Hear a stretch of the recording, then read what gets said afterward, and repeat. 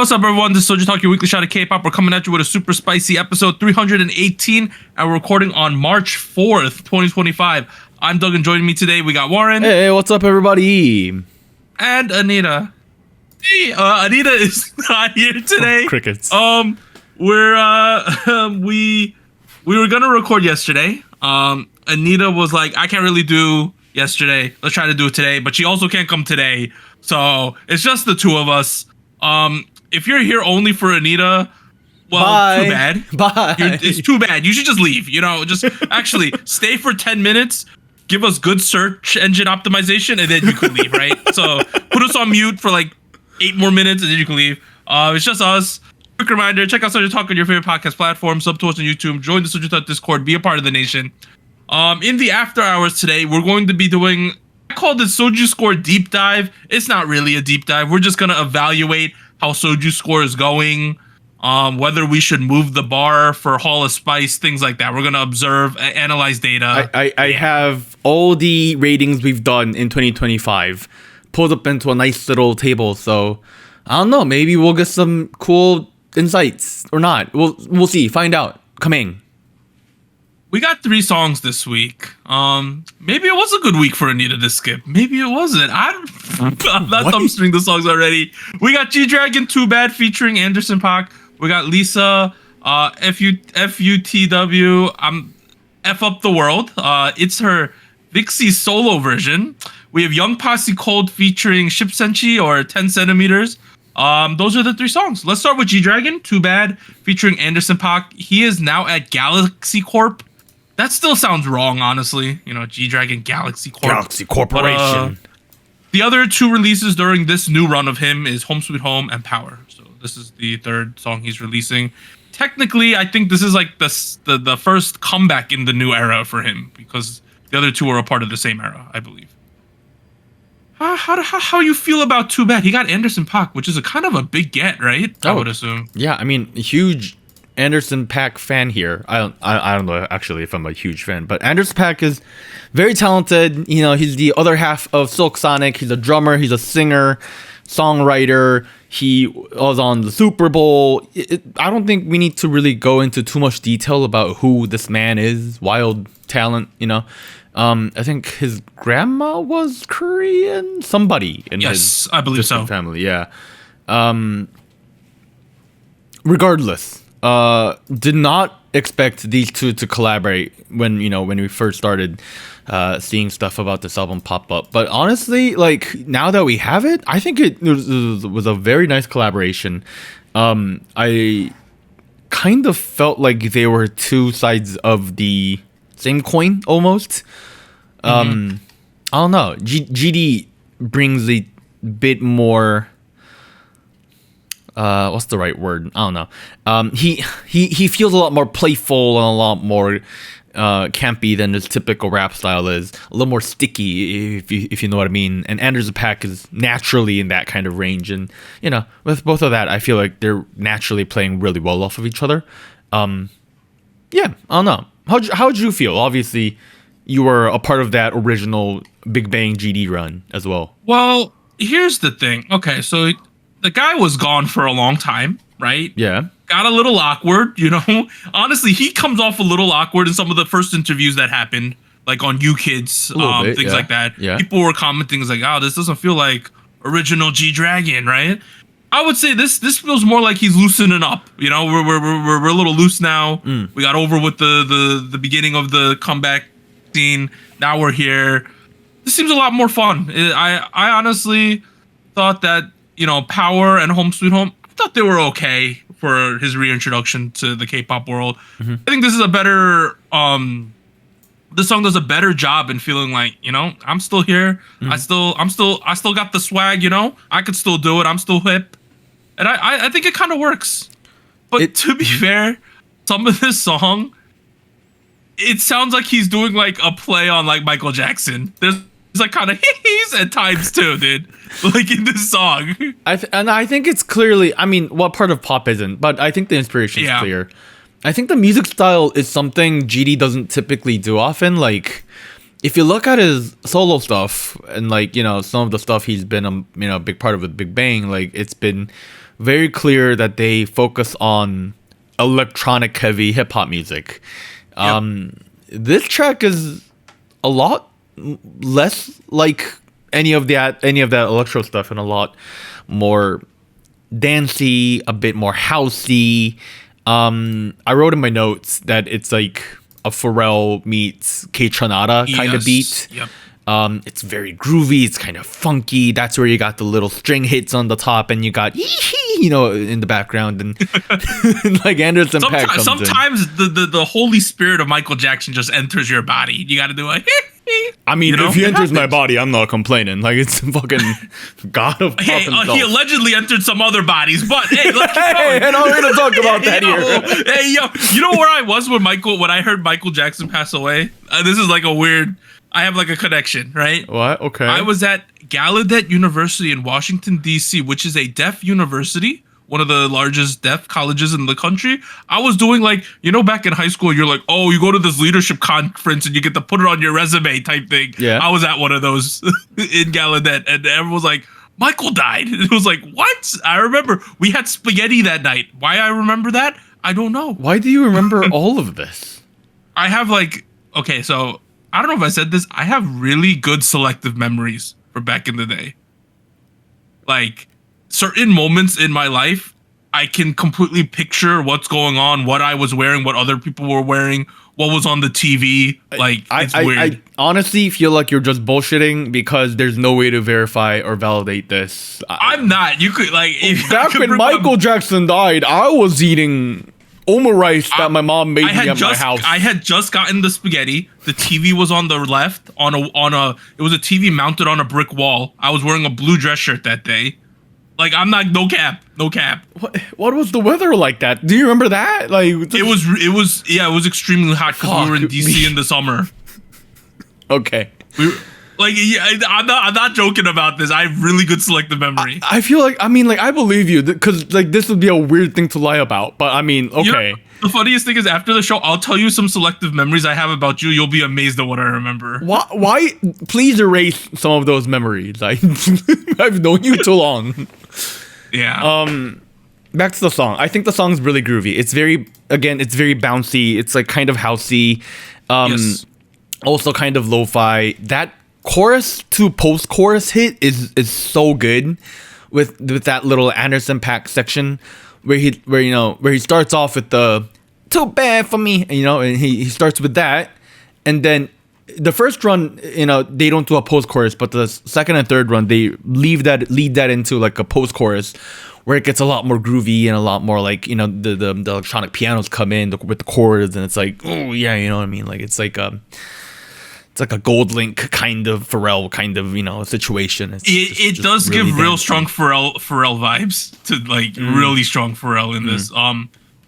Another thing is the going off of this Pharrell type vibe, the funkiness, the choreo really helps the song, I think. Yeah, and the choreo is done by a famous person, by Bada Lee, who's the Smoke Challenge lady. She did the choreo. Is that the lady in the black and white hair in the background? Yes, that's her. Okay. That's her. If you ever see a backup dancer who's taller than the male performer, that's Bada Lee. She's like 5'11" or something. God damn! Wow. Yeah, I think she's 5'10" or 5'11". She's the Smoke Challenge lady from Street Woman Fighter. She's a famous choreographer, and I believe she did the choreo for this song. Personally, I see this as a bit of a mature run of GD. Matriculation. That's not the word. What the fuck? Maturification. I don't know. Look, he's clearly not doing Crayon anymore. He's not clearly doing Heartbreaker. Correct. Like, there was a common ground in those sounds. He's a little bit detached. I feel like the choice of putting Home Sweet Home and Power ahead of these songs as the pre-release, he's making a bit of a statement in terms of where he's headed towards next, because I see this not just as the third album, but also like the beginner of like, okay, where is GD and Big Bang headed next, in terms of their creative vision. And it really feels like, he wants to expand a little bit. He wants to kind of move on from just doing electronic, heavy hip hop music. Or maybe this is a one-off. I don't know. I think I'm kind of channeling my desire and hope here. But all whilst he's doing all that, it still feels very the shamelessly slimy, but also like sneaky, but like kind of sticky. That kind of GD is still around. Like, you know what I mean? Like, but endearing. You know, it's endearing. I don't know if endearing is. Here's the thing. At the end of the day, I feel like relative to the other songs, this one feels like, he feels kind of comfortable doing this. You know, like the other tracks. They're all, by the way, they're all on the same album, the Ubermensch album. They're all on the same one. Home Sweet Home felt like, all right, let's just do a Big Bang song with the remaining members of Big Bang. That's what it felt like to me. Well, right? that's just Big Bang. That's the three of them. It was a Big Bang comeback for all intents and essentially, purposes. yeah. Power kind of felt like, I'll just kind of ease into this doing stuff that people kind of know me to do. That's what it felt like a little bit, right? Mm-hmm. This kind of feels like, all right, I'm in a new direction. I'm older. But I feel comfortable now, you know, like he got the baddies in the music. He's like, he got girls in the music video now. He's having fun. He's dancing like he's at a party. He just feels a lot more comfortable. In terms of girls dancing in the music video, though, we got to mention that Karina's in this music video. I saw the news articles last. I saw the news articles last week that Karina's gonna appear in the music video, and I was like, I hope it's like significant, right? Maybe she'll have maybe she'll sing a little, maybe she'll rap or something, maybe she'll do some next level in this music video. She kind of just like appears, right? She's standing next to a blue sports car. G-Dragon pops up. They do like 20 seconds of interesting dancing, and then she's just gone, right? It's like, bye Karina. She has like one close-up shot in the entire sequence too. Was it just me, or did it feel like kind of weird? No, it felt kind of awkward.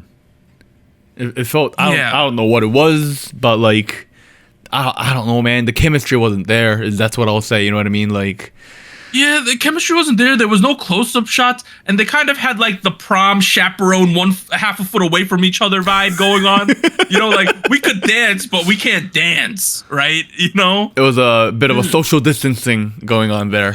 A tiny bit of distancing, which like, enough where I just felt like we got Karina, who's like what, like 22. We got G-Dragon, who's like at this point like what, like 38, right? And something like that, like, yeah. I mean, the thing is, like, they're welcome to dance together, or like, I don't know. It just felt like she was there for the sake of being there, and like, I don't know. Maybe it's the editing. Maybe it was the first time they met, you know, and they were just kind of awkward. He had better chemistry with Anderson Paak than he did Karina. Dude, those two are great together. Yeah. Yeah, like, right? For sure. Those scenes near the end, he looked great. They both looked great. They were having fun, but like immediately they started doing this couple dance, which felt, I don't know. I know, like, I'm a big Karina fan. It just felt a little unnecessary, though. And like, honestly, okay, here's the thing. I think it goes both ways towards GD as well, right? Because like, if I think about GD, I know certain VIPs will like hate me on this, but like, I don't think GD should dance. You know what I mean? He just looks a lot cooler when he's not giving a fuck.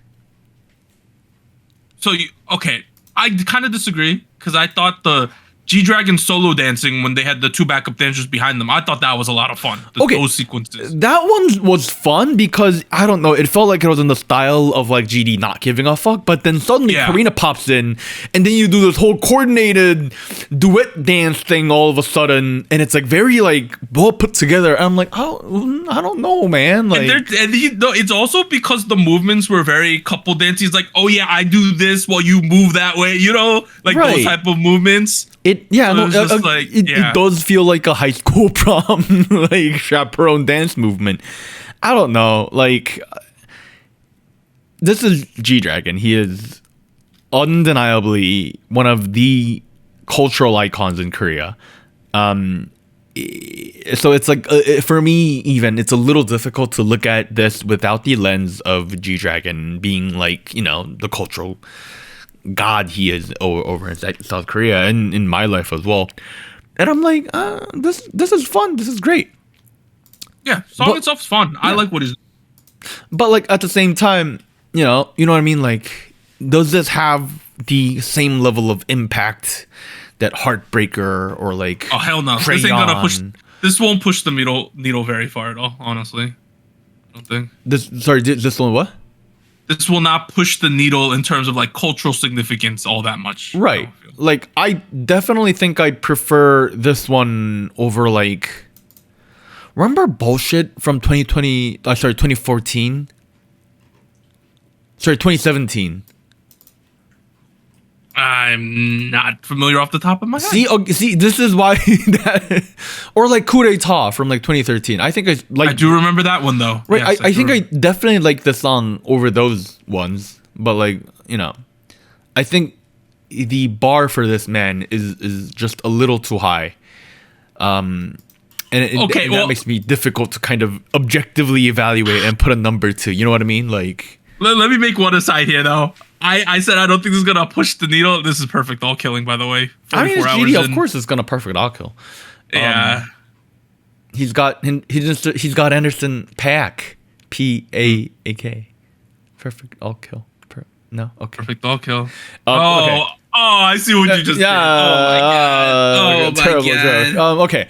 Okay, let's one more thing before we leave. I think GD's rap sounds like GD's rap. It's not really something I've seen other rappers do these days, and I feel like that alone has some listen value to it, if that makes any sense. I don't know. It's really cool. It's not him like trying to do aggressive rap. He's not trying to do any of that. It's very playful, very sticky. That's the adjective I keep going back to. And that alone, I think, is worth putting this on for like a second and seeing if this kind of fits your vibe. I think the rest of the album, I might have a bit more mixed opinions about, but this track in particular, I don't know. I had a lot of fun with it. It felt like GD has matured a little bit. Not that he's young or ever was a little kid. He's 36 now. But I feel like this is a good level of shift. That's what I'm trying to say. Yeah, I thought overall this one out of the three G-Dragon songs, I thought this one worked the best in terms of the package and what he's trying to do with the song. And I like the feature. I thought it was solid overall. All right, let's move on. We have Lisa with F Up the World. This is I don't know how you pronounce this alternate. I think it's Vixi, but it is the Vixi solo version. She's from Loud. Last year's songs Born Again, Moonlit Floor, New Woman. It's her alter ego. So when she wants to do like essentially these type of rap songs, she has an alter ego now. It's a thing. I don't know. Yeah. Oh, so okay. I found some information about this. There's apparently 5 alter egos that Lisa has. I'm looking at the Namu wiki. Roxy, Sunny, Kiki, Speedy, and Vixi. Vixi apparently. All right, here's the little blurb about her. Only baddies allowed. Oh, you've heard of me? Good. I'm Vixi, the one they love to call the villain. My lashes came to slay, so step out of my way. My nails cut deeper than your excuses. I'm too busy living in my villain era. Let the haters hate. So what's it gonna be, Fender? Are you rolling with me or am I running you over? Okay, so she's a baddie. That's a very long way of saying I'm a baddie. Like, you know what I mean? Like, I mean, it was very obvious. From the music video felt like it's like a Gotham City offshoot, right? Did it not? Like a Suicide Squad moment, yeah. Yeah, it really did. You want to start with the video or the song? I mean, we could talk about the song. It's like the most rap we've gotten in a while, right? This is like essentially just a straight up rap song. It's a straight trap, straight rap song. We got we got ATL Jacob in the house on the beat. Sounds like a regular old trap beat. I'm not gonna lie, like it's not something that I thought Rockstar had a better beat. I'm not gonna lie, you know what I mean? Like I guess this is what they went with. For all intents and purposes, this is the weakest track I've heard from Lisa in this solo run for me personally. I don't know if that's a craziest take. I didn't hate Rockstar. I thought Rockstar was nice. Then again, I thought maybe the beat carried it a little bit. I don't know. Born Again was great. New Woman was amazing. Fuck Up the World. I don't know. This one feels like the most mediocre of the bunch. I don't necessarily disagree with you. Okay. I'm glad I'm not going crazy here. Let's put it this way, right? If you like Lisa, right? It's like, oh, Lisa, all dark, bad alter ego, right? Oh. You're like, this is the dark, the villainous Lisa. And you watch this, and you're a Lisa fan, and you're buying into the whole concept and whatever. You're gonna like this, right? You're gonna say she's killing it, right? She's going nuts. It's fun, right? That being said, like, it's not my favorite, right? But if I like, I always say, man, Lisa's such a chameleon these days, right? I always say she changes it up every song we get. It's a crazy different concept. Makes sense because they're doing this alter ego thing. That's the name of the album, right? Right. It makes sense. So I feel like if I'm buying into the fact that I think that Lisa's a chameleon these days, I have to buy into the fact that some of the alter egos I might not like as much. Like, I'm not gonna like all 5 of them equally. No, that's right? fair. Yeah. And therefore, like, I'm not gonna say I'll give it a pass, but at the same time, I also have to recognize the fact that she's given us like 4 or 5 songs recently, right? Yeah. Not all of them are gonna be like S tier bangers. Well, I mean, I think that's a fair take. It's just, this is the title track. This is the main piece. Is this the main thing? This is the title track. Goodness. Well, technically speaking, the one in the music video is the Vixi solo version. The official title track is the version featuring Future, which is not the solo version. So there you have it. I mean, to do a quick discussion on Future, I thought Future sounded like Future and delivered what Future typically delivers on a song. Like, no offense to Future. I think he's had some good moments in his career. I just haven't listened to any of his recent stuff. Like, I know he dropped an album in the past 4 or 5 years. It's just not something I have really spent too much time on. He sounds great in that autotune, the way he typically does. I don't know. He sounded a little hard. Lisa, I guess that's where, like, you know, the contrast is a little too noticeable for me, because like Lisa delivers what should be like a rapper verse. Like, for all intents and purposes, this is not a K-pop song. This is a rap song. This is her take on doing hip hop music, and it's just okay. It's all right. It's like none of like. Look at the first couple lines. They watch me on the stages, they watch me go crazy. I'm about to make them pick the pieces up and then lock them in the cages. She said a whole bunch of nothing. she said a whole bunch of nothing about I'm a crazy person on the stage. You know what I mean? Like, a lot can happen in a couple minutes, a lot of reasons, lots of things in action. I'm like, what? Again, you said a whole sentence of nothing. You're a rapper. Come on. Like you want me to take you seriously as a rapper? You got to deliver some verses, man. You know what I mean? Like, I think that's my issue as well, where I think that the parts of the song, like the chorus, where she does more singing with the rapping, you know, she does some sing rapping. I think that those parts are excellent, right? Because she's good at, right? With the dance, combined with the performance, it's great. That's Lisa's bread and butter. We got a little sing rapping, we got a little bit of rapping, we do some dancing. Great, right? That's when Lisa's peak right there. But when I get to the straight rap sections, right? And I hear the lyrics, and I hear the flows, and I hear the delivery and all that, I'm just like, you know, like, do I just give her a pass? Right? That's how I think sometimes. See, I feel like you can't really give a pass because we know what good rap music sounds like, and typically they don't say something along the lines of, say some shit that'll make them think it thought-provoking. Only do things that are making history.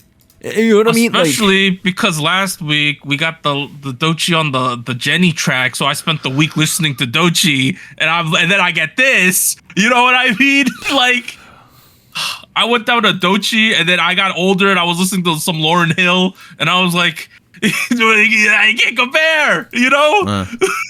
I just can't make a comparison. Look, here's the thing.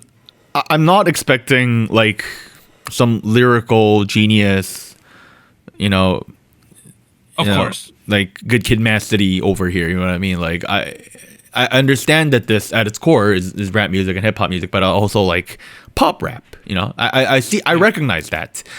But on the flip side of that, maybe the lyrics can be a little passably mediocre, but then the flow then it's gotta sound good. I don't know. To me, like, don't get me wrong. For a K-pop standard, I still think this is very solidly good. But I also have to recognize that she is releasing this album primarily in North America with North American artists as features. This is the sound of it is clearly a hip hop sound, albeit a little dated. So I have to look at this through the lens of, like I need to pit this up against Doechii or like what I mean, like the rap music I've heard in the last couple of years. I don't know. I just don't feel like she delivered. And to think about it strategically, right? Like there's essentially two things you could do if you're Lisa and the time is 2024 and you're preparing for this album, right? She could have either done a whole rap thing and say I'm a rapper now, take me seriously as a rap musician, or she could have done more of the pop music thing, and the resulting output we got with this album is that a part of it feels like it leans into her pop side, a part of it leans into her hip hop side. The issue is one side of that is a lot weaker than the other, and you end up with a situation where now the main piece of the track is this rap song that feels just this mediocre. New Woman was great. I thought that was amazing. Yeah, for me, it just felt like the chorus sections where we got a little more performance, a little more melody, a little chanty. I thought those parts were great, right? But I know they're gonna be great. But then when I get to the meat of the song, which is the verses as a rap song, that's the meat of the song, right? Mm-hmm. It's just like I don't feel like you're telling me too much other than you're a badass. I don't feel like I feel like I'm getting I get that you're a badass, but like you gotta back it up. I want some more depth here, And maybe this isn't the song for depth, but at the same time, if you're like, I feel like I don't know, she could have made a hot take or something, or something in the song. It just needed a little more. We needed more MSG. Here's the thing. In general, a lot of these songs, in order for you to leave with a really good impression of it, either the lyrics got to be good, or the beats got to be good, or the flow's got to be good. I feel like those three things is like, I one of those, at least one of those needs to be good. And in all complete transparency, I think all three aspects of those were pretty mediocre. It would be one thing if the beat was fire, you know what I mean? Or if it sounded, or if she sounded fire. But the beat is, I don't know, like it sounds dated as hell. I don't think this is Jacob's best beat by any means. I don't know.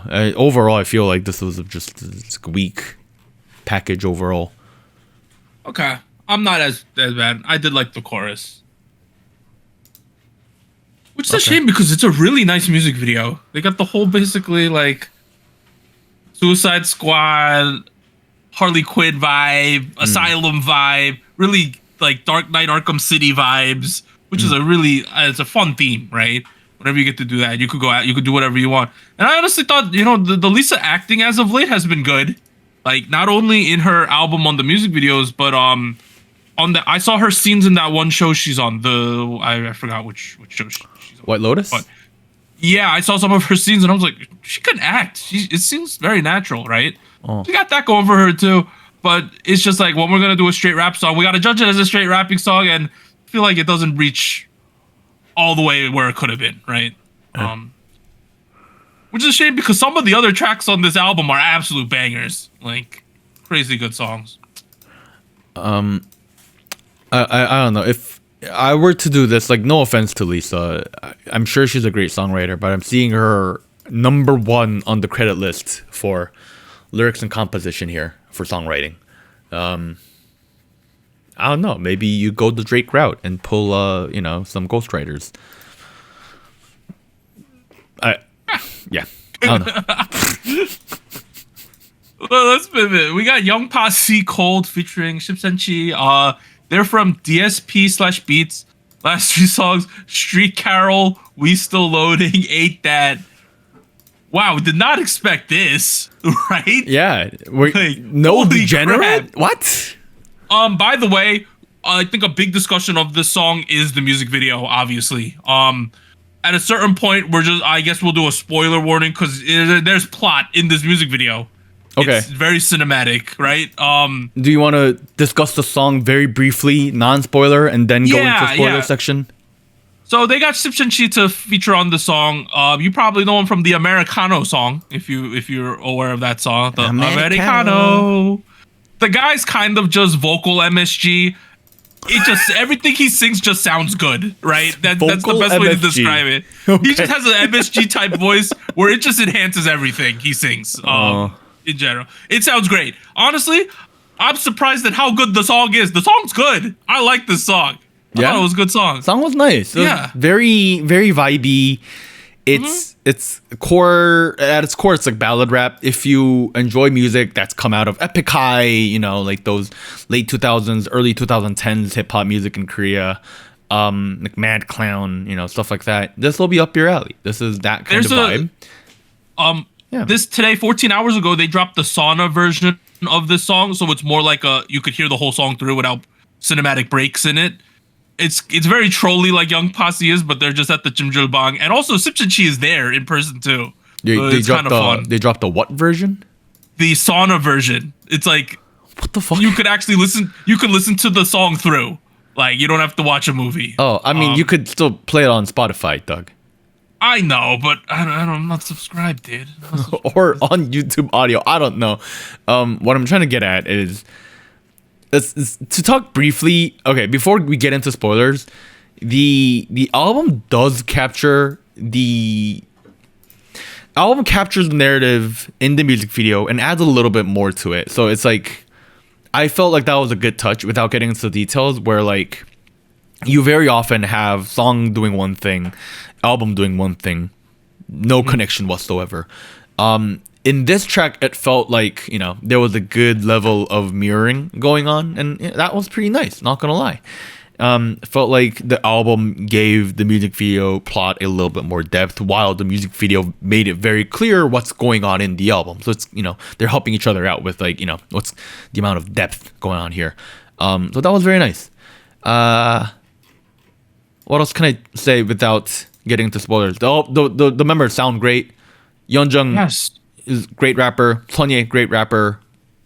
The melodic rap, nice stuff. Young Posse. I know there are a lot of people, including people on our server, who say, Young Posse, they're gonna do some degenerate BS again, right? Please check this out. They showed a great depth on this track, right? Like, for sure, they don't have to do just degenerate stuff. They can do normal stuff too, guys. So please check this one out. I was impressed, honestly. Like, I thought it was sounded good. Yeah, no, it's a good. My golden rule is you should kind of change it up somehow after doing three of the same things. We had macaroni cheese, we had Ate That, and we had XXL. We had XXL and then we had Ate That. This was a good pivot. This was a good shift that not only adds depth to their career. That not only adds depth to the discography, but like it's a little easier to take them seriously. I'm not gonna say, oh yeah, Young Posse, musical genius. I'm not gonna go ahead and say that, but I will say there is something to take seriously here. There always was with these folks. I know a part of it's a meme, but like also like what they promised, what they try to deliver, they're pretty decent at. So it kind of reminded me of when Big Bang decides to do sad songs. Just like, we'll just drop a sad song in the middle of all the hype stuff, and that's what it kind of felt like here. All right, let's get to the music video. It's the main discussion point. If you don't want to hear that, just skip ahead to the Soju score section. But I highly recommend you watch the music video before you listen to this part. Also, adding in post, trigger warning for suicide and revenge. There you go. What a storyline, dude! Holy crap! Holy damn! This could have been a featured film movie. You know, like holy crap! I'm very surprised that they went this heavy with the plot. Like, we don't really do these anymore. Yeah. It was like a mystery, and they were like foreshadowing things, and you could tell not everything's right with the situation, right? And then they slowly explained the other scenes, like scenes from the first minute in the third minute. They're like, oh, that's why she was crying, right? Oh, like, yeah. It was a little unfriendly how like they didn't clearly outline what's a flashback and what's not a flashback, but I don't know. It started with like a very cliche. I thought it was gonna be another very cliched. Oh, like boy meets girl. Haha, save me! I felt like that was gonna happen. That I felt like that's what's going to happen. But midway through, we got this twist of a pivot. Let me see if I understand correctly. Right. Okay. Okay. The thing opens up. One girl's about to jump. Another girl's filming it. Like another dude's approaching her from the back. Right. You're like, oh, they're clearly all connected. I'm gonna call them blonde hair girl and black hair girl. Easiest way to describe this, right? Blonde hair girl gets assaulted by some ruffians, right? In the subway. The male lead comes and saves her. They start to date each other, right? In the meantime, there's some kind of conflict because the black hair girl shows up to the same house, his house, and she's crying, but they're dating now. What's going on? The blonde girl and the guy are dating. So why is this black hair girl crying? Turns out in the end is that their father abandoned them, right? The dark hair girl and the guy are brother and sister, and they swore to have revenge on their father. And it turns out the blonde hair girl is his new daughter. We don't know if it's stepdaughter or a real daughter, but it's his new daughter that they got replaced with. So they eventually leak explicit stuff of the blonde girl, and she kills herself, and that's their act of revenge, is sending their father the video. Okay, pause. She didn't actually end things. She was just on the edge of the building. We don't know what actually happened. Are you sure? Because she's gone at one point. Oh damn! Okay, I must have missed that part. Well, trigger warning on top of all the warnings. If you go, Warren, to like 4:33. 4:33. Okay. She's gone. She stopped recording because she's gone. Oh damn! Okay, never mind. Shit. Okay. But we should probably add a trigger. We should probably add a trigger warning, right? Yeah.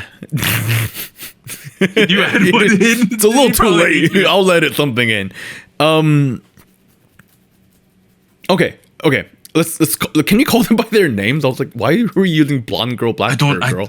I don't know their names, to be completely honest with you. That's okay. I will help you. Educate me. Cheng Jinghua is the Taiwanese actor who plays the older brother, right? That's a good-looking dude. He's a good-looking dude. I believe this takes place in Taiwan. The actor is Taiwanese. The director is Taiwanese. Yep. So that's that there. Yeonjung is the girl who plays the black-haired girl. Okay, Yeonjung. Who is now daddyless. No daddy. Revenge girl. You know. No daddy. Doan is the girl who's the stepdaughter of the new daddy. Okay. Yeah. I got it from my daddy. Yes. Sorry. It was, so going back to what I said about the album real quick, like it's like, it doesn't take a lot to figure out what the whole album is alluding to, right? The fourth track is called Daddy Don't Leave Me. Track 5 is called Santa Claus Left Me No Goods, which I feel like is a connection to like the unreleased problematic song Santa Claus is Coming to the Hood. You know what I mean? Remember that one? Yeah. Oh yes, that one. Yeah, that one was crazy. Remember that never dropped. It was supposed to. But, I know it didn't drop, but that situation was crazy. Yeah, I guess the reason it was called that is because I'm guessing they wanted to connect that back to this. it feels too much like a mirror here. Santa Claus left me no goods. Santa Claus is coming to the hood. I don't know. Track 6 is Oscar's drawing, which makes me think, okay, maybe the older brother's name is Oscar with a K, you know. So I'm gonna call him Oscar, but overall, yeah, I think that's the kind of plot I got as well. It was very interesting because like at some points, Yeonjung had straight hair, and then at some point she had hair tied up, and I was trying to figure out if there was any like meaning behind like these two very different looks. I don't know if there is, if I'm completely honest. But this is a video where like they are like the director was intentionally very unfriendly with like what's going on where and the plot devices and like you know the foreshadowing and the flashbacks, and like you gotta take this through about I don't know like 3 watches at least. Yeah. Also, shout out to the child actors too. That the stare that the young lad does. Oh my god! The dad's car. Wow, that really sold me on the whole plot. You know. Yeah. I was like, this MRF planned this for like 10 years. Like, goddamn, this 8-year-old decided I'm gonna ruin this man's life in like 10 years. This 8-year-old decided to channel all his anger for 10 years. For 10 years straight, I know, towards this man. Holy crap! See, that's the thing about the plot that kind of left me like a little ill on the mouth. Is like they waited 10 years to take revenge. Well, I guess they decided to take revenge because she saw the girl. Yeah, I think it was like now's our chance. But you know? Like also like what did the girl do wrong? I know she's an innocent bystander in all of this, and she shouldn't like. Obviously, it's terrible. But holy shit, what a plot! I get what you mean. Where it's like gross, right? Obviously, inherently. Yeah, like obviously gross. The way Oscar and Yeonjung are drawn are they're drawn as villains that we kind of root for because of their backstory. Of course. What would have been a really nice touch. What would have been a really nice touch is like something in the album that like very much makes it clear that is like, this isn't cool. Don't take revenge by flirting with the girl you want to kill. You know what I mean? Like, don't do that. You know what I mean? Like, that I feel like villanifying that a little bit more would have been really cool. Okay, at the same point, we're in Oscar season, right? Sometimes the evil people in media, right? Films, whatever. I'm not saying anything they did is justified, but I just think it's like they're just showing the lengths people go, right? No. I think that, see, like I'm agreeing with you. Where like those movies or like pieces of media that show villains, you know, in depth and detail like this, they make it very clear that, you know, this is like almost like a character study in terms of like how fucked up this, you know, we can be. And like Cold kind of goes halfway through that, you know what I mean? I'm okay with an open interpretation of like if they're gonna get punished for this down the line or whatever, or the consequences of this. No, I'm not saying I need to see them like being punished or anything. It's just like, for example, like when this is gonna be a weird example. This is the only example I can think of off the top of my head. You know the indie band Black Skirts? Yes. They have an album called Teen Baby, and then Thirsty, draws this terrible man who is physically abusive and sexually abusive to his girlfriend or people who he dates. It is very clear throughout the album that he's, you know, portraying some villain. While like here, it's like, you know what I mean? Like they don't really go all the way with that. And I was like, okay, that, you know, it might have been a little cooler if they did that. I'm not saying I need to see them being punished or anything like that. No, I like that it was ambiguous whether they were good guys or bad guys. I thought it was fine. Okay. Maybe I'm just desensitized to that kind of stuff, but it's like I felt like I was opening up a strange present, and at the end I was like, oh shit, it's a pile of shit, you know? Oh, And I mean, I like, didn't hate that part. Don't get me wrong. But I thought the ride was fun. In 5 minutes, I thought the ride was good. I'm saying that might have been a good touch on the rest of the album, like maybe. Oh, okay. Yeah. Like on the for example, like they redo this song near the end of the album without Tensenchi, with the YPS quarter version. I don't know. That would have been a good. I thought that was going to be like this, like. I thought that would have been like a remix version that adds a little more depth to it. I don't know. That didn't really happen. Regardless, they could have done a remix with Dolan's perspective, dude. That would have been crazy. Some of the songs are written from Doan's perspective. Yeah, that makes sense. Like I think for sure. One of the songs, I forget which one. I think it's Santa Claus Left Me No Goods. That's the one written from Doan's perspective. Which Santa Claus. Overall, though, for this group, Young Posse to be doing shit this deep is crazy, right? Like, this is really fun. I'm impressed. I like what they're doing. It's thought provoking, which is their group as a whole has been that so far. For all the right and wrong reasons. They're like, I'm like controversial, sometimes used negatively, but they're a controversial group. You know, people love them or hate them, really. And I think that this is really showing me, like, you know, there's more than just them trying to pretend to be West Coast gangsters, you know? Like, straight up. Man, Young Posse always makes you think, which is the fun thing about their group. I do also shout out to DSP. This is the first interesting they've done in like a decade. This group, let's be honest. The first what thing they've done in a decade? Interesting thing this company has done in like 10 years. With Young Posse or Cold? Both. Yeah, no, I agree. Definitely. Card's kind of interesting, but then they kind of just decided to just do the same stuff, you know? Yeah, I feel like I don't want to throw stray at Card, but I think that's a fair assessment. No. Don't get me wrong. Card is great with their K-pop, but like Young Posse, for all intents and purposes, is doing something that nobody else is doing in the industry. That's a lot of risk, you know. You gotta respect that. I know it's not gonna be everybody's tea, but this one is a lot more general public consumable of a track. You know what I mean? Like, this isn't straight up like. You know, a parody of West Coast rap music. So I definitely think you should give it a listen, especially if you're into that kind of ballad rap music that was popular in K-hip hop, like general public pop, K-pop, hip hop in the late 2000s, early 2010s.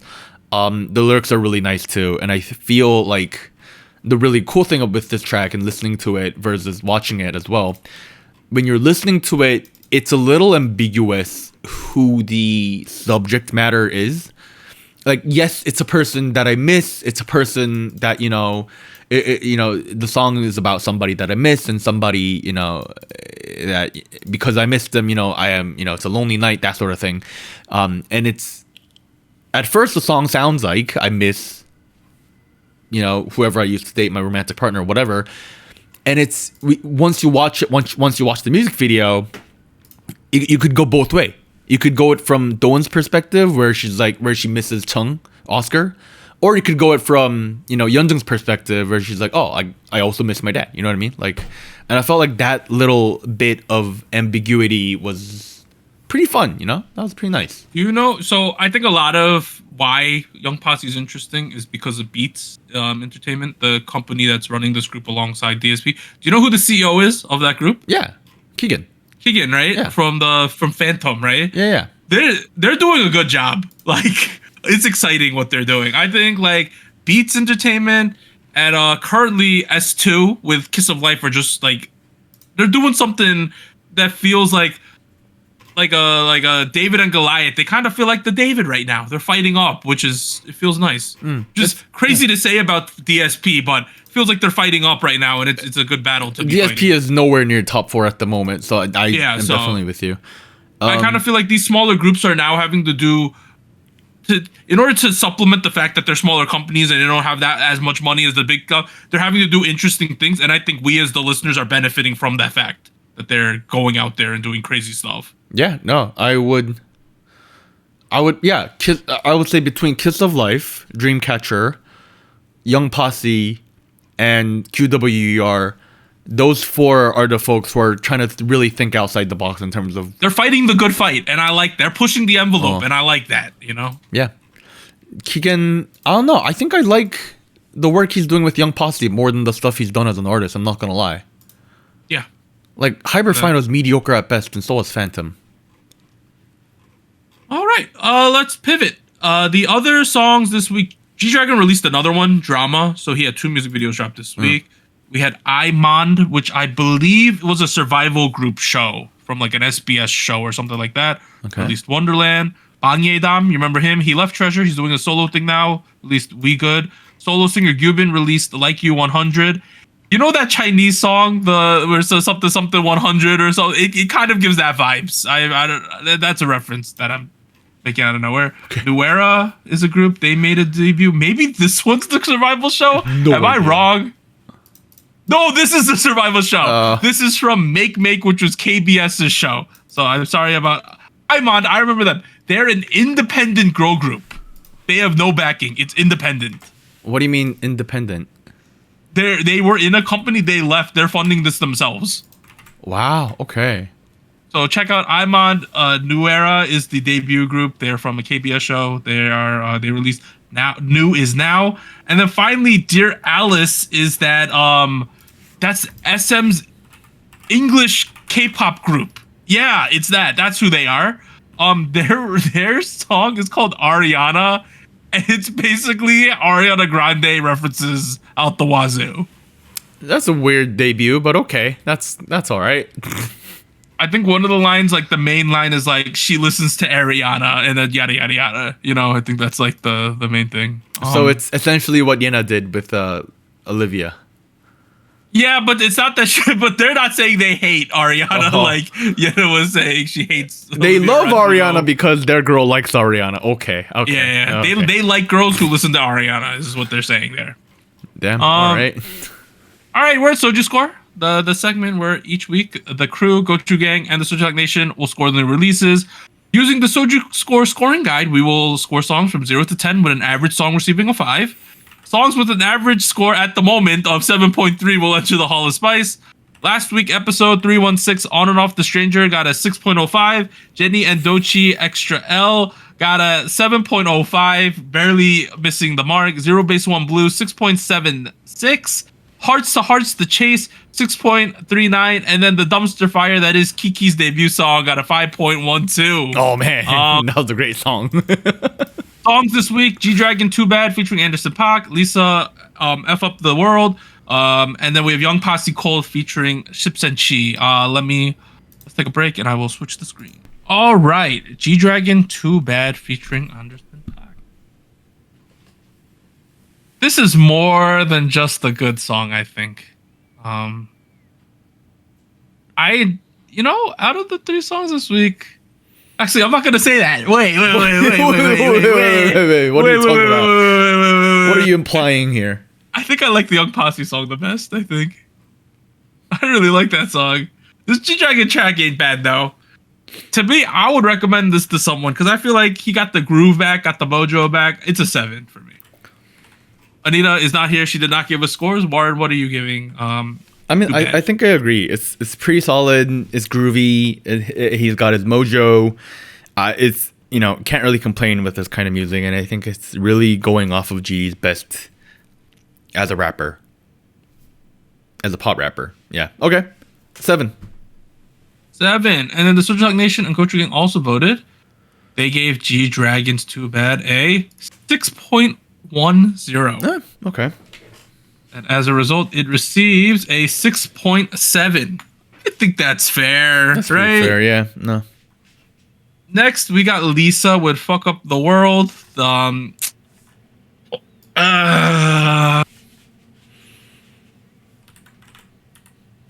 This has got me conflicted. There are parts of the song that I think are good. I like the chorus a lot. Really? Okay. I like the chorus when she dances. It's fun.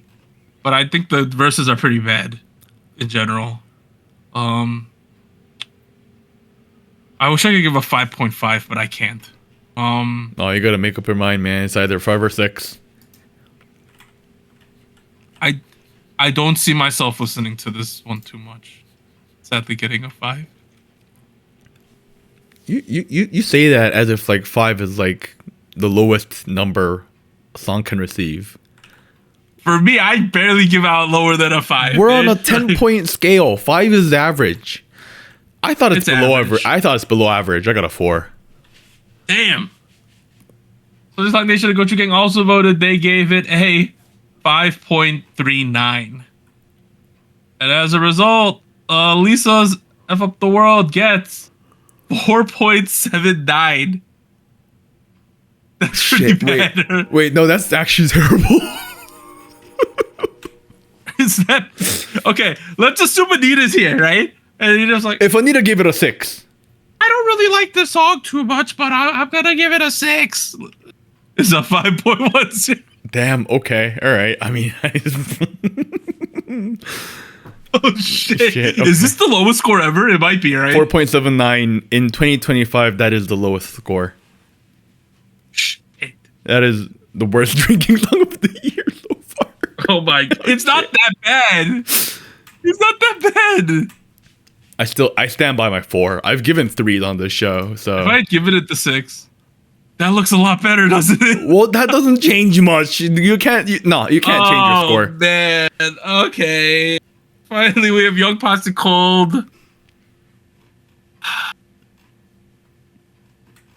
I don't know if I'm gonna listen to this a lot in the future because the music video is fun, or if it's because I think the song is that good. Like, if I'm judging the song plus the music video, it's getting like an 8 or a 9, right? Mm-hmm. But I'm not judging it on both. No. I think it's just the song. I think this one gets a 7 from me. I said no, but can I take that back actually? Because like I feel like because the song and music video play off of each other, I really can't detach those two from each other. You know what I mean? If that's the case, then it gets an 8. Okay. Well, all right. Well, I am glad because I also have an 8. This is. Shit. I think it. Wait. Look, I think it sounds okay. Let me define myself. I think it sounds great. I love I love that. Okay, I think they sound great. I think the beat is fine.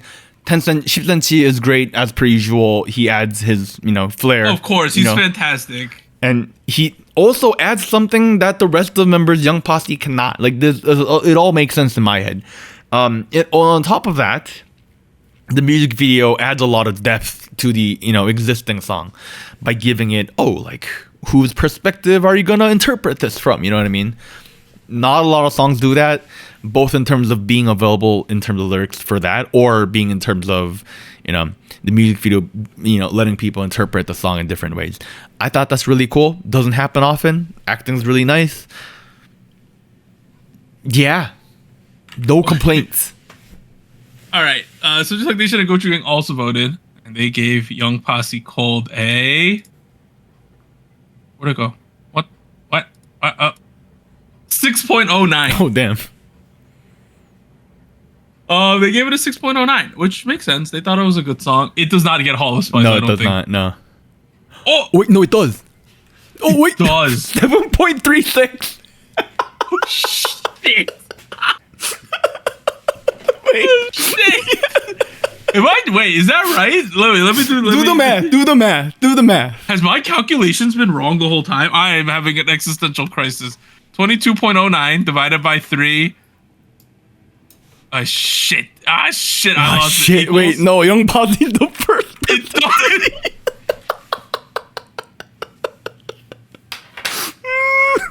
What if I give it a 7 if you told me I couldn't take the music video into account? It doesn't make it there. I feel like we've just ruined the legitimacy of this chart. Oh my god. Can I give it a 7? You give no, it's too late. Oh my god. Okay. This isn't the best song of the year. It's not. It's not. Oh my god. Okay.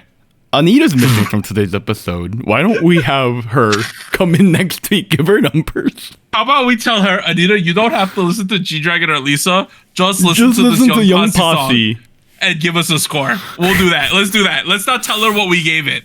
Okay? No. Won't tell her. No one tell her. Don't tell her. Do not DM her and tell her what we scored it. And we're going to see what she gives it. Okay?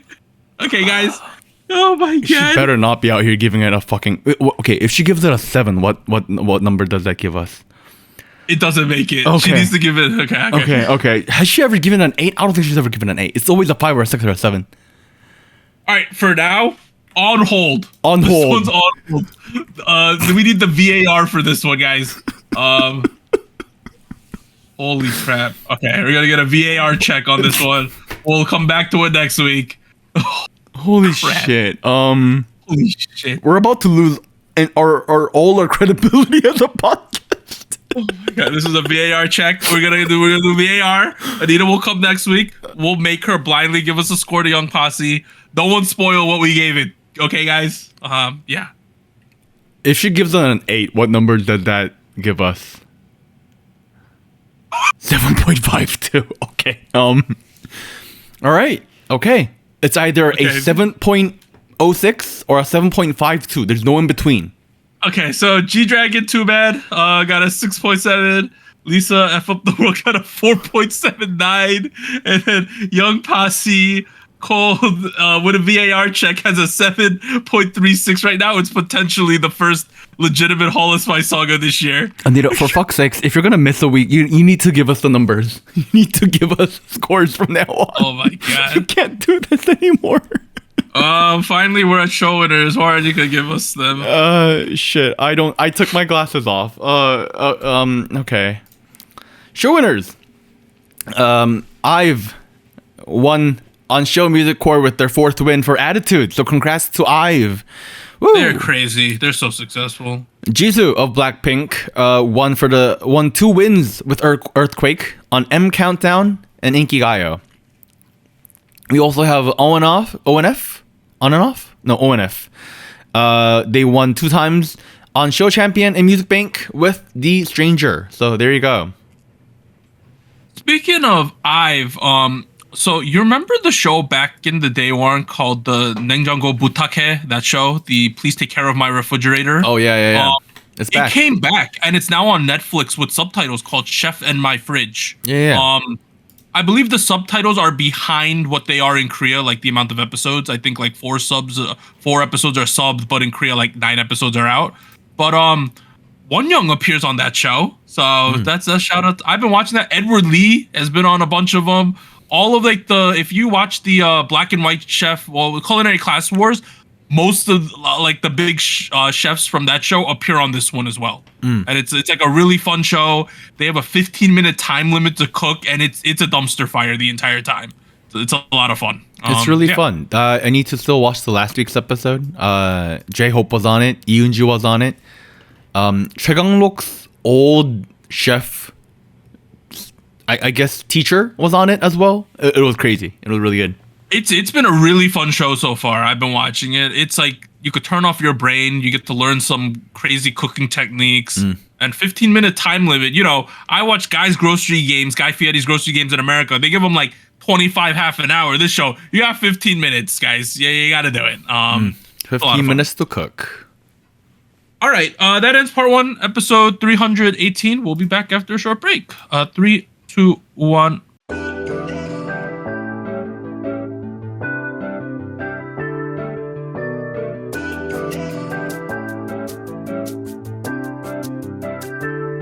Hello, SojuTalk Nation. This is Anita here with a quick PSA.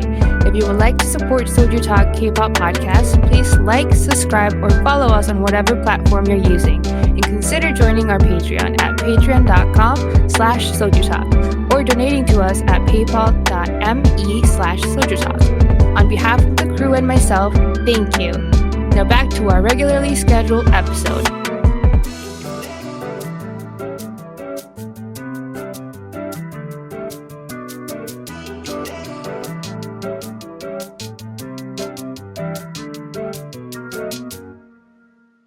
All All right, we are back at it. Part 2 of Soju Talk, episode 318. We got some news and events from the past week.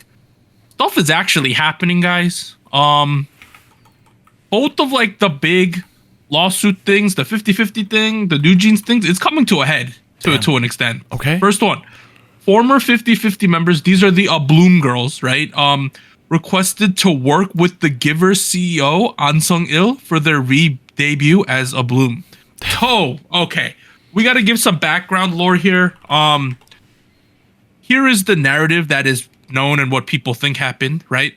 So, the girls, 4 girls, were in 50-50, who was in Attract, right? Attract was the company that owned 50-50, and they also contracted the Givers to help manage the company, right? To help manage the group.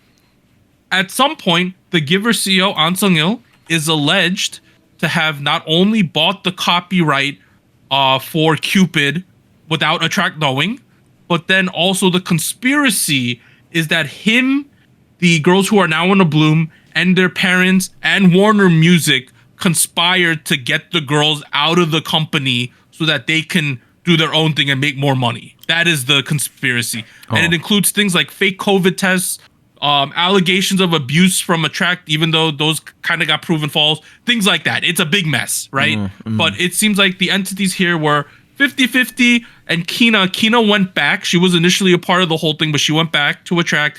50-50 as new members. They've been doing their thing. We have the 3 remaining girls who are now called the Bloom. I believe that they lost their lawsuits, so they owe Attract money. And then we have this guy, An Sung-il, who is the CEO of that Givers company, who is alleged to have poached these girls from Attract. That's where we stand, right? So the relationship between a Bloom and this An Sung-il guy from the Givers seems very messy, right? Because there's a lot of allegations, a lot of conspiracy, but they decided we want to work with him still, and we're going to re-debut with him. That's a crazy move.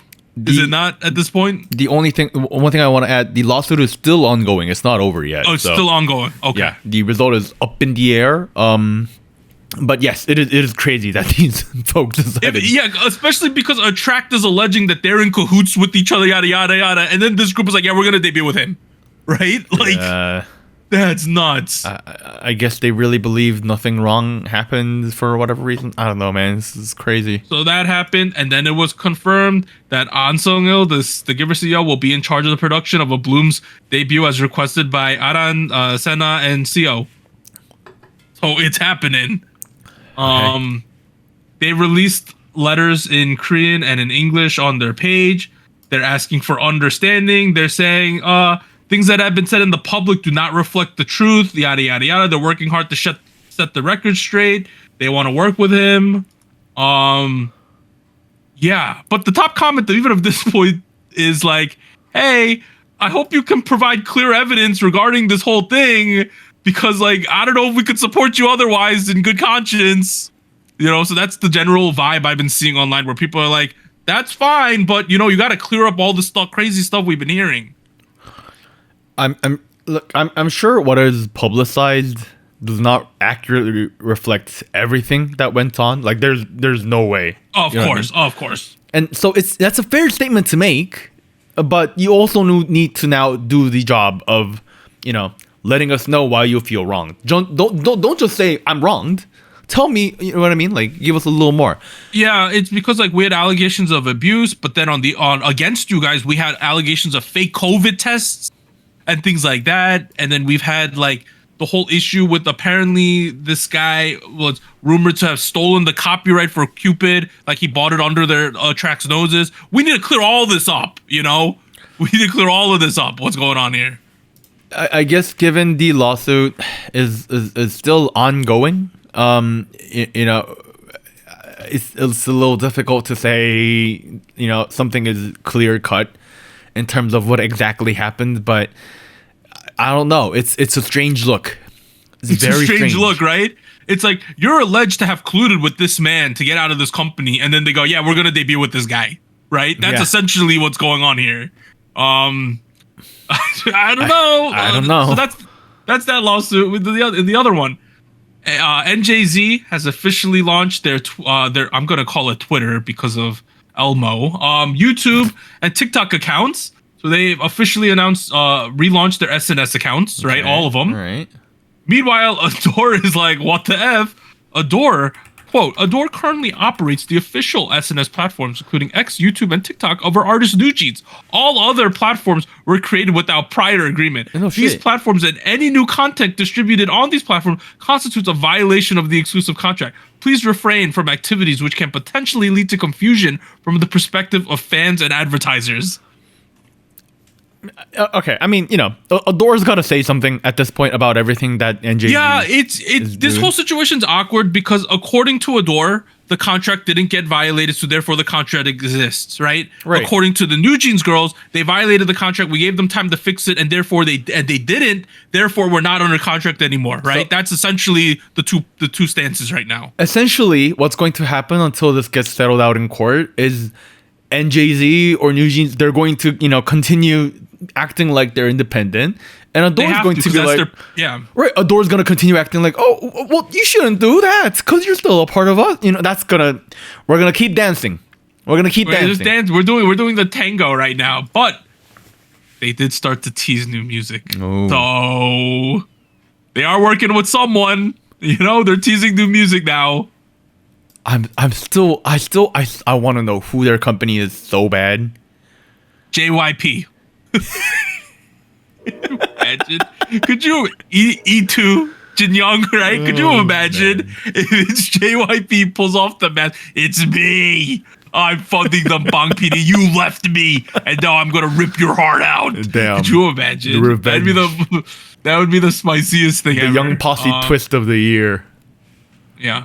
So there's that. That's it for the lawsuits. Honestly, not that messy. It's just they're progressing, I guess, right? It's like that Complex Con Hong Kong, where they're supposed to re-debut, is happening within less than 3 weeks now. It's happening in about 18 days. So and they can't use the NewJeans music, so they're gonna do this. Whatever this is, they're doing it.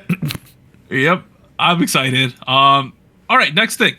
So we got a lot of these new girl groups, right? People are talking about Kiki, Hearts to Hearts, Baby Monster Island, all these groups, right? Mm-hmm. So here is some statistics, though. Girl group debut album with the highest first week sales on Hanto history. Okay. Hearts to Hearts The Chase sold 408,000. It is now the best-selling debut girl group album on Hanto history. Okay. Surpassing Baby Monster, Islet, NewJeans, and LE SSERAFIM. That's crazy. Okay. 400,000. Wow. Doug, how do you feel about The Chase? Now that we've had a week to sit I like it more now. Really? I'm gonna say that maybe it's because I've been seeing some of the TikToks and the live stages, but I like the chorus a lot because that's the main thing you see, right? On all the content. The rest of it, I don't really know. But this thing, and then the thing where they bend backwards and shake a little, that part's cool too. I thought. I met up with some friends in real life last weekend and we talked about The Chase, and I feel like the sentiment in the room is like we expected a little more. Okay, that's fair. I don't know. I'm so curious what's gonna happen with their next album, and we're like only a week into this shit. So I've also been seeing, in terms of the members I've been seeing on stuff, Carmen, the Indonesian member, I've been seeing all over the place. And then Jiu, the short hair girl. Those are the two main kids I've been seeing. Well, Jiu's in Kiki, right? No. I'm talking about Hearts to Hearts Jiu. Oh. There's a short hair girl in Hearts to Hearts as well, if you're not aware. Damn, okay. Never mind. Oh, Jiu. Yeah, Jiu. Yeah, I've been seeing Jiu, and I've been seeing Carmen in a lot of stuff. Oh wait, there's another short hair girl called Jiu who's in Kiki, and she's being pushed like crazy. Oh my god, we got Jiu. People are calling. I've been seeing I haven't said this, not me. People are like saying she's the second coming of Wonyoung, is what I've been seeing people throw out there. Damn. Okay, and I'm like, that's a big statement to make. Yeah, that's a bold statement to make. But I've been seeing the content creators talk about this, and I'm like, god damn, this is kind of early for that. I'm seeing Ian be pushed a whole bunch on every thumbnail about Hearts to Hearts. Like it's I think that's the other the third girl I've been seeing. It feels like she's like the girl that SM is really pushing as like the next like. She's the center. Okay, she's the official center. Okay, that makes sense. Okay, that's apparently what's happening with Hearts to Hearts. Yep. We'll see. I've been seeing those three girls primarily. Kiki, everyone's just talking about the short hair girl. That's all I've been seeing about that. That's GU. That's so like this is where it's confusing.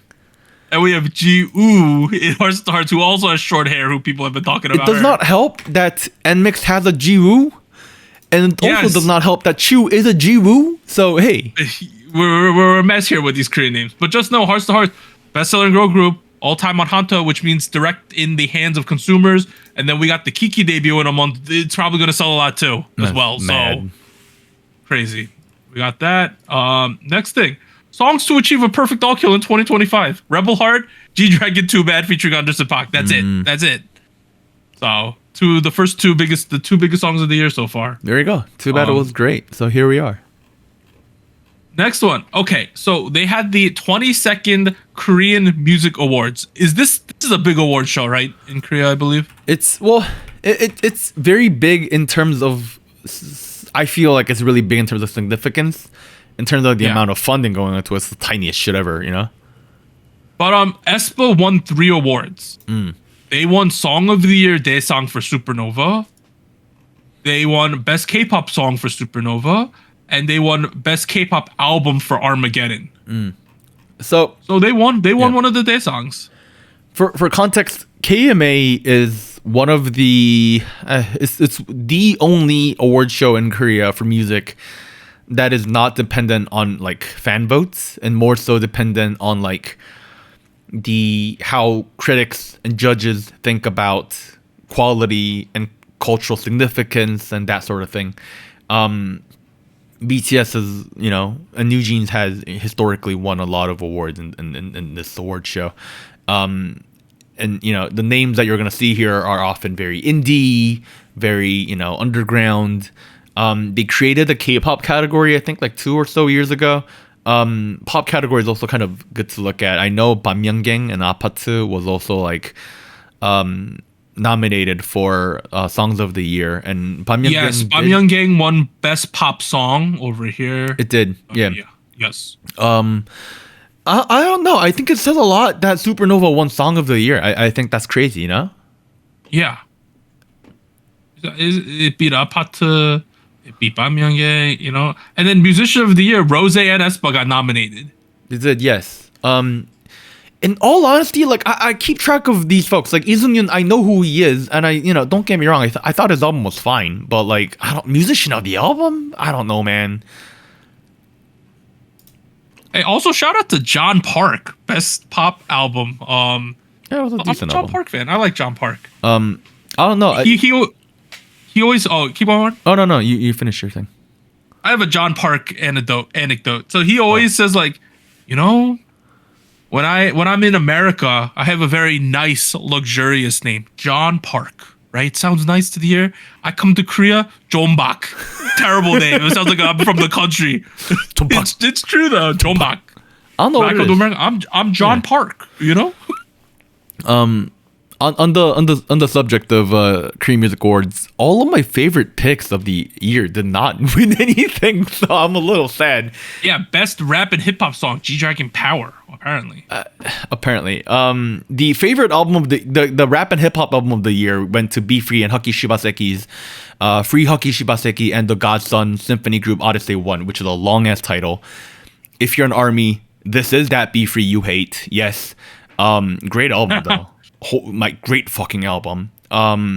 Is this the award show that Nuxal won like last year or something? Am I wrong? Nuxal hasn't done any albums in a while, so probably not last year. I thought it, 2023? Maybe I could be wrong. Never mind. I don't remember.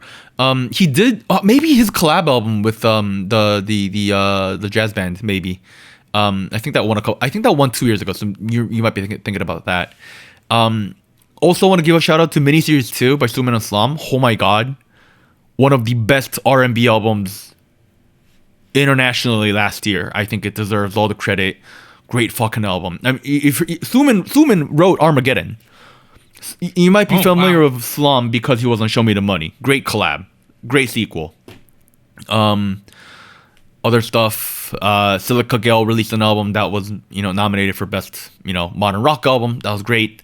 Hyogo's album was really great too. Go check all of those out. If you want to get a wider perspective on like all the music that comes out in Korea, this is a great place to start, as per usual. Power winning, I don't know, like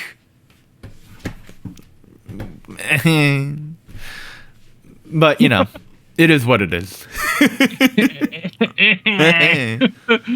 All right, but yeah, I guess it's a big deal though that S was included. They literally won a dance song at this thing. It's kind of crazy. It is, yeah. All right, let's keep going. So I don't know if you knew this, but Weekly got their contracts terminated. Guys, God damn it! God right? damn it. That sucks. It was. If you were going to disband, the year was 2024, guys. Now it's too late. Stop. That sucks too. Damn. Before the Paak, they had such a good run going. No, yeah. Like Tag B, Zigzag, After School were all great songs. It's a shame, dude. It's this terrible company, this IST Entertainment. They're just trash. I'm gonna be honest here. Like they did well with A-Pink, right? But now, and Victon it didn't do too well. Weekly didn't do too hot. The boys were like, F this, we're going by ourselves, right? Let's get out of here.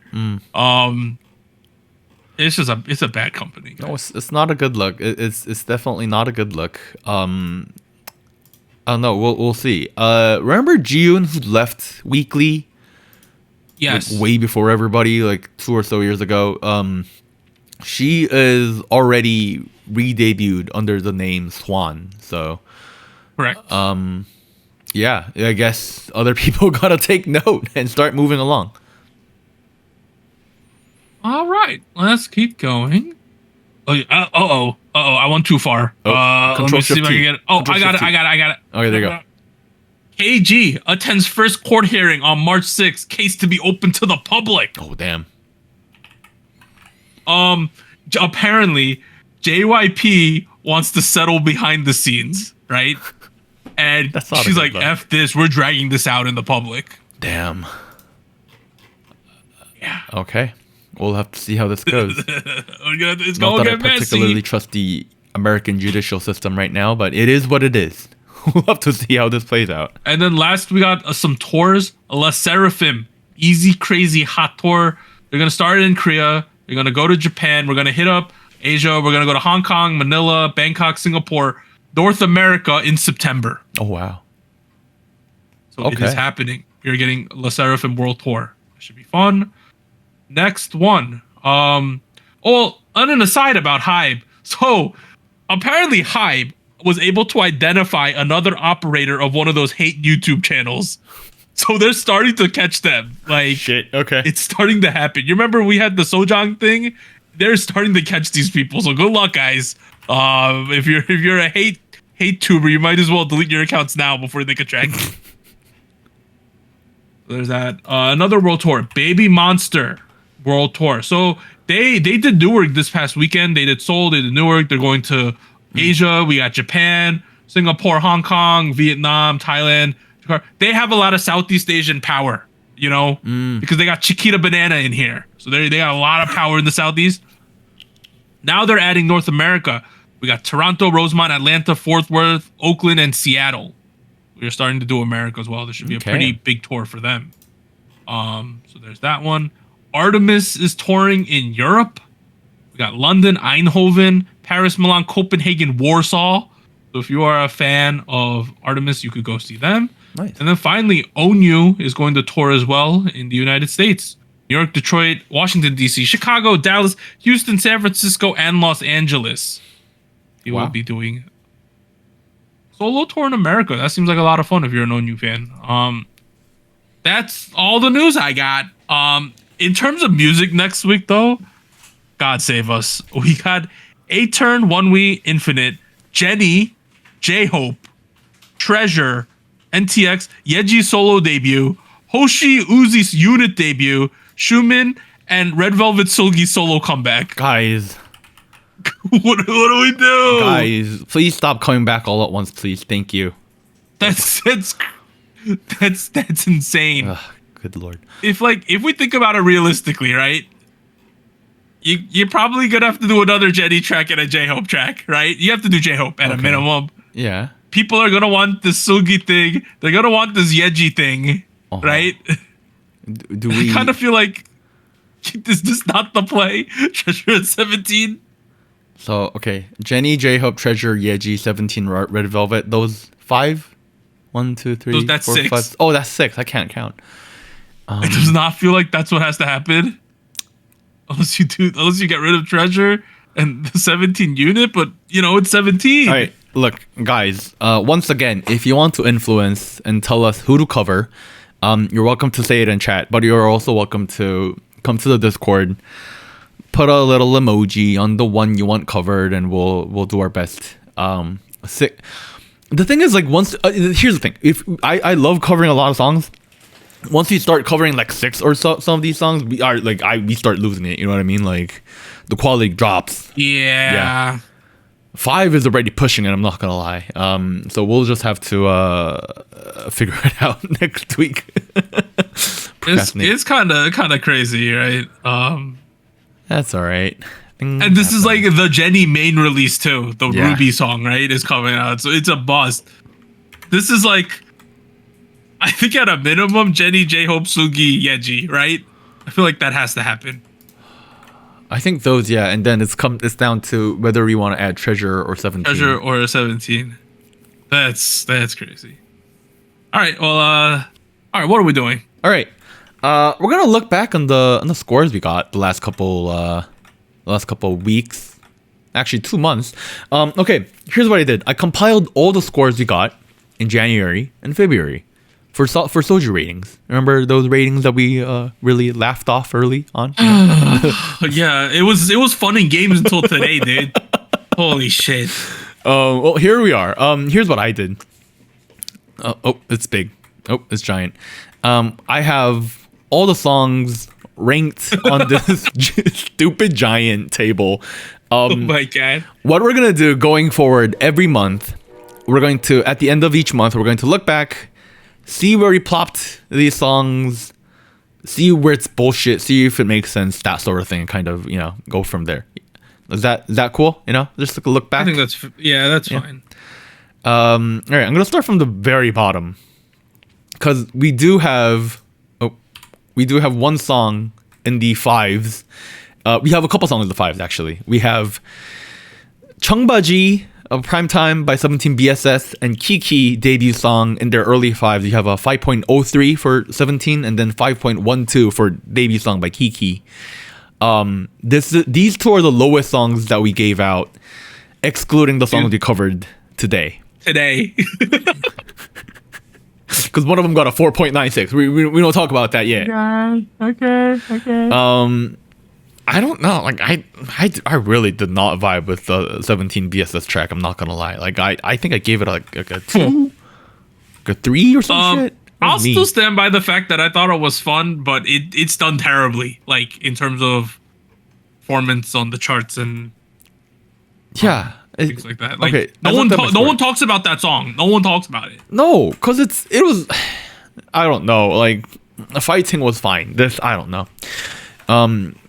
Debut song was controversial for all the wrong reasons. I think that one's fine to be at a 5 because it just shows how controversial of a song it is. I think that is a reflection of how divisive it was, and with the average system, that's what it ends up with. Okay, we're gonna scroll up a bit. We have our mid to upper 5s. We have Mini, Blind Eyed Red, 5.42. Then you got Python by Got7, Love in My Heart by Baby Monster, Her by Mini, Mama Said by Kickflip, Dash by Plave, and Walking on Water in their upper 5s. How do these songs look to you, Doug? I feel like Python and Mini's Her should be higher. But I think Mini's Her is decent. Right? I think Python's I don't know. Like, here's the thing. These are the songs I have most trouble talking about because I just don't remember too much of it. I don't know. That mini solo debut happened and just disappeared in my head. It happened. I saw like 3 TikToks of it, and then it's gone. Oh. Which is sad because like I'm a big Mini fan. Like, it's not really. Also, it's not really exciting seeing Kickflip here, given they just debuted. yeah. Maybe they can pull it up with the next track. I don't know. We'll see. Yeah. Plave also has had some controversies after we discussed them on the show. And Stray Kids has always underperformed on our stuff. Like, to be completely honest. Well, maybe, but like we've had some Stray Kids songs where we were very excited about. Oh yeah, God's Menu. Yeah, God. I mean, like even the recent couple of years, like Chick Chick Bang. You know what I mean? Like, or Yeah, Chick Chick that's true. Boom. I don't know. Those songs are the ones we have in the mid 5s. I'm gonna move up to the early 6s. Okay, let's look at these. All right, we have On and Off with The Stranger at 6.05. And then you got Kiki, I Do Me, Chungha Stress, Jisoo Earthquake, sitting between a 6.11, 6.15, and a 6.16. Then you got If I Say I Love You by Boys Next Door, Doctor, Zero Base 1, both at a 6.23. Rebel Heart by IVE at a 6.29. And then you got Gimme Gimme by All Hours, The Chase by Hearts to Hearts, and From by From is 9 between 6.34 and then 6.39 for both the last two. I feel like Yeah. Hearts to Hearts, the Chase should be higher. I think Rebel Heart, now that we've had like a month to sit on it, I think it should be higher. Oh no, I'm kind of convinced that these are where they belong. Oh yeah, they're considered good, right? 6 is good. 6 right? is good. 6 is good. Like in my head, these are squarely just good songs. It's not terrible. It's not forgettable. It's just they're good. I liked it. Rebel Heart was.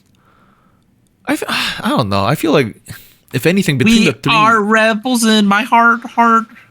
I don't know. Like that one was kind of forgettable. I guess. I feel like they went too far into like the like we can do it. You know what I mean? Vibe.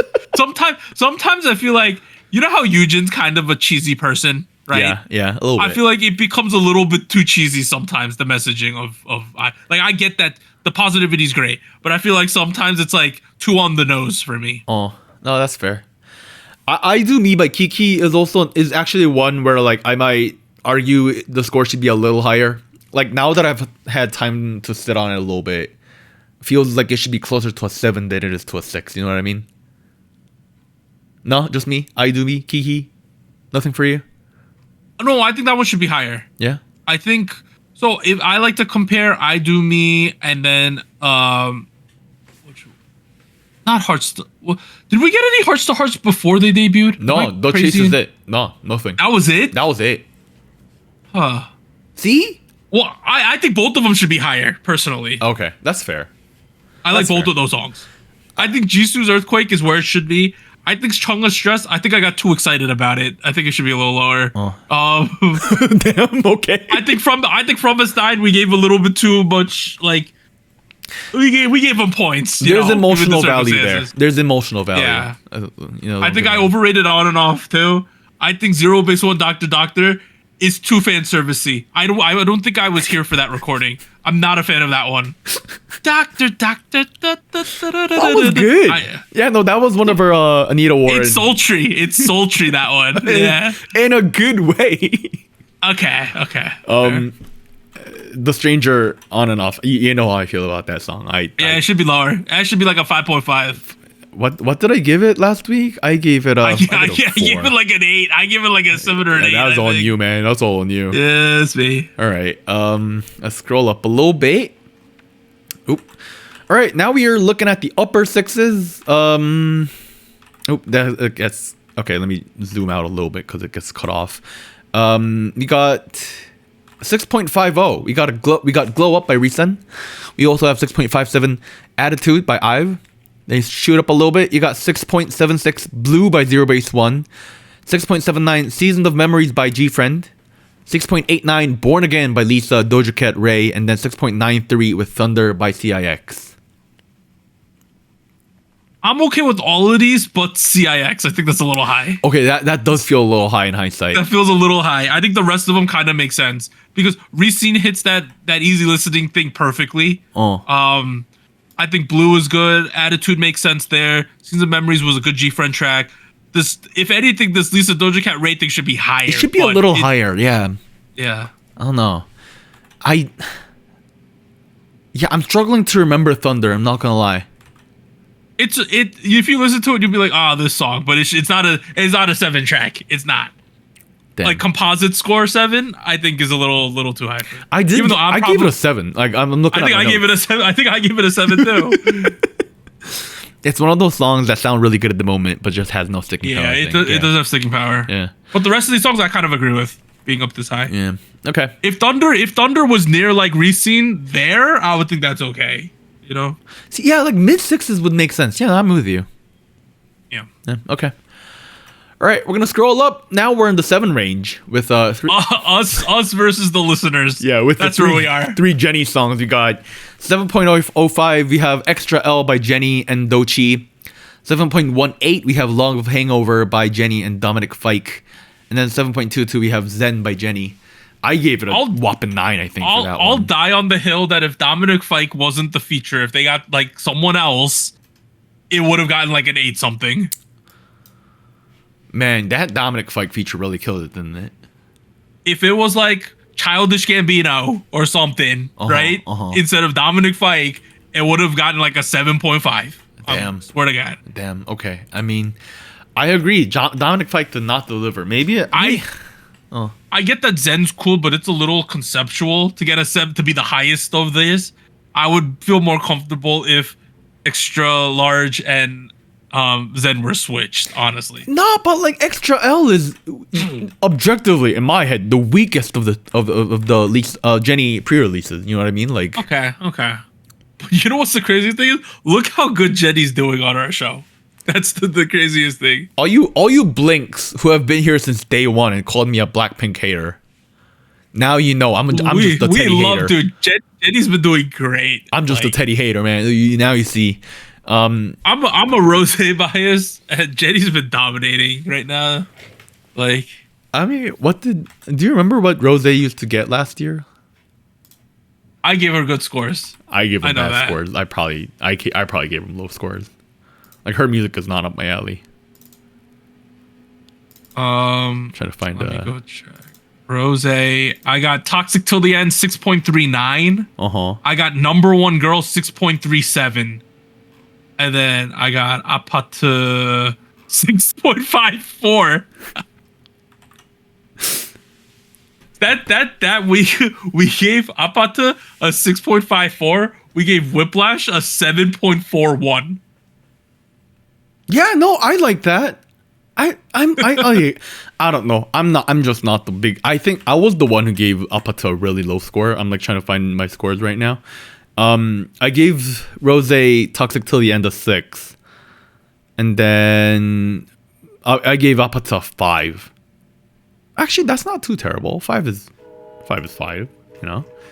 All right, so that's all the scores we got, other than the one that's the VAR check right now, right? Yeah. That's the songs. Other than the songs we covered today, these are the scores we gave so far in the year. I don't know. How this feels overall, like, other than a couple songs, I'm still kind of aligned. You know what I mean? Like, I think the placement of the songs is fine. But I think it doesn't make sense that we have no natural Hall of Spice songs yet. Does it? I think it's funnier that Young Posse is potentially the first one to make it. I don't think that's funny. All right. Hear me out. It's still the beginning of the year. We haven't had. Actually, we've had a couple, but we haven't had like a whole bunch of giant releases yet. You know what I mean? Yeah, I get that. Like, aespa hasn't dropped anything, and Jay-Z hasn't dropped anything. You know what I mean? Like, yes, IVE has come back with 2 songs. I think it's fair to say that the reaction has been a little lukewarm compared to some of their previous stuff. So scroll to the top. So if we were to move the bar, hypothetically speaking, right? Yeah. Do you think it should be at a 7 or above a 7? I feel like it's at a 7.3 right now. I want to say 7, just like call it easy. Just put it there. Anything above a 7. That leads us to the discussion of grandfathering in songs from last year, right? That's another debate that comes up because, to be fair, last year, I'm looking at the Hall of Spice class of 2024. We had 3 songs make it in naturally. Okay. Right? Right. We had so these are songs that are above a 7.3. We had Itzy's Imaginary Friend got a 7.47. Oh, good song. We had Espa Whiplash had a 7.41. And we had an XG Howling get an 8.18. Oh, Howling was so good. But that means that based on our current system, Supernova and Red Velvet Cosmic, they were added via fan vote, but they did not make the Hall of Spice. Like, Cosmic didn't, Supernova didn't. Okay. I want to level with you. Both of those songs were before the scoring system. Never mind. Yeah, that doesn't count. That doesn't count. I'm gonna level with you. I'm gonna say that the songs that we're looking at right now, on the 7s, Zen. Or put these 3. I'm gonna send you something. Put them on the screen. Those are the ones in jeopardy. Okay. You're talking about these here. So these are the 3 songs that if we were to lower it to a 7, if we were to have grandfathering in, which means we go back last year and songs above a 7 make Hall of Spice, right? These are the 3 songs that would get grandfathered in. It's Twice Strategy featuring Megan Thee Stallion, 7.01. XG, if you know, 7.29. And then Yena Nemo Nemo got a 7.06. Okay. Here's the thing, though. Who did you say is on the Hall of Spice from last year? Like, Howling? The whole list? Sorry, what? I could send you the whole list if you want it in an image. This is the class of last year. This is okay. This is the class of 2024. Yeah. Yeah. We had Dash by NMIX, Easy by the Seraphim, Eeny Meeny, Chungha, Magnetic Islet, Rise Impossible, How Sweet New Jeans, ABCD Nayeon, Imaginary Friend Itzy, Whiplash Espa, Howling XG, and then the fan votes ended up with Cosmic, Red Velvet, and Supernova by Espa. I am not going to lie. Based on looking at class of 2024, these 3 songs, they're not better than those ones. They're not better than the ones you already have in there. No, they're not. They're not. Like, okay. Twice Strategy by Megan Thee Stallion, great song. No. Not on the same caliber. I think the only song out of these 3 and these 3 from this year and these 3 from last year is If You Know, You Know. Right? This is the only one. Right. No, yeah. This is the only one, right? Yeah. I think the same thing. Okay, yeah. The only one. Maybe we don't change the bar. I don't know. Like I'm going back and forth on this. I know we talked about this before. Or maybe we go 7.1. Because then we would only add in Zen, Love Hangover, and If You Know, You Know. I don't know. Here's the thing. Now that I've seen the rest of the list from like class of 2024, maybe Zen deserve Hall of Spice. I don't know. All right, here, let's do this. People listening at home, tell us what you think. Give us your opinion. Where should we? There's 2 questions. Question number 1 is, should we move the bar from 7.3? Right? That's the first question. Okay. What's the second? second? And then question 2 is, if the bar changes, do we grandfather in songs from last year?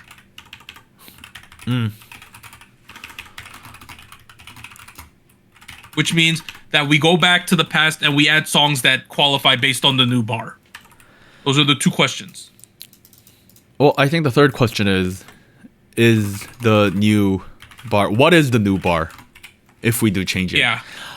In all honesty, I feel like the bar shouldn't change. Okay. It's like, I don't know. Now that I've seen the counter argument is, people have brought this up, but on the server, we had a big discussion one day about like expectations, right? And we kind of came down to the fact that 5 is the most average of songs. We all agreed on that, right? Yeah. We said a 10 is your top 5 best songs all time. 0 is your top 5 worst songs all time, right? And then we kind of decided a 9 is like what you think is a top 5 song of the year, and a 1 is what you think is a worst 5 song of the year, right? Yeah. So people kind of argued that, well, that means functionally you're only going to give between a 2 and an 8 ever. That's what people were saying. So it's very hard to get 7.3. That was the argument I saw. I mean, you say that, but we gave Young Posse a 7.3 something today. But potentially a 7.5 something if Anita gives it an 8. I think that's also a fair statement. That is a fair statement. I don't know. I'll have to think about this over the week. Why don't other people think about this over the week as well? Just let us know what they think. The more I think about it, it's actually amazing. Howling got an 8.18. That's a monster score. Howling's just that good. It is that good. It is that good. It is just a fucking fantastic song. So yeah, let us know what you think about the SojuScore as it is. You could even comment on the whole experience of scoring on the server, because that's another thing we do. I try not to. Once in a while, though, I will like tag someone and be like, "Why did you give this a 0? Or why did you give this a 10?" I mean, it's a little confrontational, but like, if you think this is in your top 5 songs of all time, you should confidently say it. You know? True. That's fair. Or if you say this is a top 5 worst K-pop song I've ever listened to, you should be able to say it openly. It shouldn't be a big deal for you then. All right. Well, people, let us know how you feel about the current bar of 7.3. Leave your YouTube comments. Leave your Discord chats. Yeah, DM it to me if you want. Send it to me on Instagram. Leave a comment on Spotify. Did you know that that's also a feature, Doug? You can leave comments on Spotify. There you go. You can? Do people leave comments? We've had a couple people. I check that thing once every millennia. This week I'll check it on Monday. Yeah, I will. Shit. Also, call us idiots for giving this Young Posse joint like a 7.3, but don't tell Anita that we've done this, because she shouldn't know. Yeah. This has been SojuTalk Crew, shot of K-pop. I'm Doug, that's Warren. Thanks for joining us for episode 318. Hopefully Anita will restore balance to the force next week. Bye everyone. This is what happens. Bye. Bye. And here's an extra special shout out to all of our Fiesta Patreons on patreon.com. Bagel, Charles, Cotton Ball, Ellie, Gogu Mama, Honey Pools, Liam's Games and Toys, NJ Parks, South Texas Once, Siu Sumi. And thank you for joining SojuTalk, your weekly shot of K-pop. Thank you, really.